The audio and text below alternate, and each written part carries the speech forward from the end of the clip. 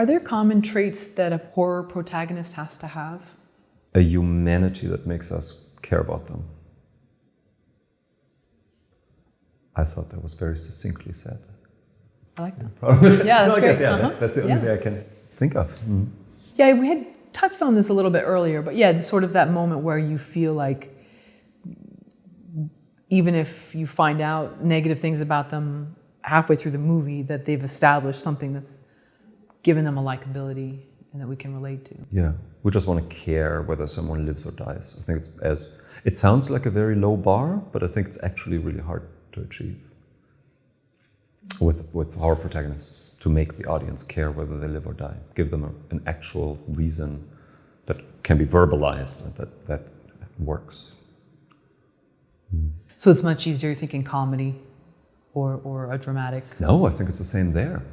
I think it's the same there. Maybe in drama even more, because you have nothing to distract the audience with. And with horror, in the worst case scenario, you have horror pieces that you can distract the audience with, and even if they don't care about the protagonist, they still come out and go like, can talk about horror pieces. And with comedy, maybe the jokes still land.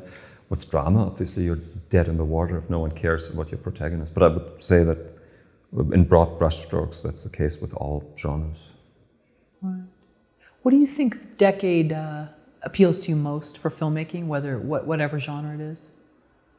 I'm a child of the 90s. I can't help it. I have no outside view on how high quality that was. I think people that know a lot more about film than me would definitely not pick the 90s as their favorite era. But I would say I grew up with the films of the 80s and the 90s, and they are still the ones that spark that initial joyful child in me. Like, and it doesn't matter if the films were great. I think the greatest time I've ever had in a movie theater was during Indiana Jones and the Last Crusade. I don't know if that was a great movie or not, but I know that if I had to pick one moment of my movie-going experience that I would want to snapshot and go like, that's why it's an undescribable joy to watch movies, to make movies out of them, it would be Indiana Jones and the Last Crusade. So, yeah, the 80s and the 90s, I guess. Well, something about that theater experience as a kid is really magical, you know, because... Yeah, you're there with your friends, you're eating away from your parents, you're eating stuff that you're not supposed to eat, and it was just like a fun movie, and you're not yet intellectualizing it and going like, is it cool to laugh about that joke? There was no cynicism to it. There was just a pure, a story experience and loving every second of it. Don't know. Was this here in the States? No, that was when I was 12 or whenever that came out in Germany, yeah. And did a lot of American films make it to the... Yeah, Hollywood was like the main. It was actually the German film was very out of vogue. I can't remember during my childhood ever watching a German movie. That wasn't something.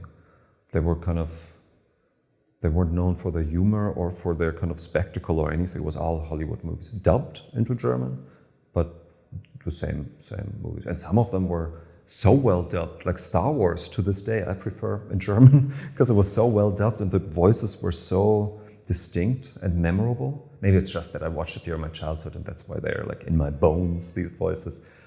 Forrest Gump I thought was much better in German than in English. So, but American movies all the way through for sure.